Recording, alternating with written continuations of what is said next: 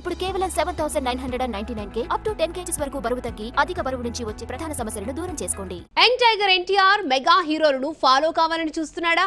War 2 కోసం ముంబై వెళ్లిన Tarak PR ఏజెన్సీలను ఎందుకు తరచూ కలుస్తున్నాడు? టాలీవుడ్ మిగతా లీడింగ్ హీరోలకు వర్కౌట్ అయిన స్ట్రాటజీ తారక్ విషయంలో ఎంతవరకు వర్కౌట్ కావచ్చు? యంగ్ టైగర్ ఎన్టీఆర్ కెరియర్ లో 2 సినిమాలతో బిజీగా ఉన్నాడు. ఒకటి star director Koratala Siva direction లో రూపొందుతున్న దేవరా, రెండోది బాలీవుడ్ డైరెక్టర్ అయాన్ ముఖర్జీ డైరెక్షన్ వహిస్తున్న వార్ 2. హృతిక్ రోషన్ కూడా ఇందులో మరో ప్రధాన పాత్రలో నటిస్తున్నాడు. హిందీ ప్రేక్షకులు అత్యంత ఆసక్తిగా ఎదురు చూస్తున్న సినిమాల్లో ఈ వార్ 2 ఒకటే.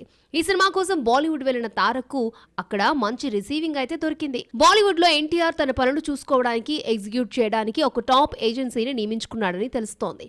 ఈ ఏజెన్సీ యాడ్స్ తీసుకొచ్చి హిందీ ప్రాజెక్టులు చూసుకుంటుందట. ఎన్టీఆర్ రాబోయే రోజుల్లో హిందీ సినిమాల్లో తన కెరియర్ ని విస్తరించుకోవాలని చాలా ఆసక్తిగా ఉన్నాడు.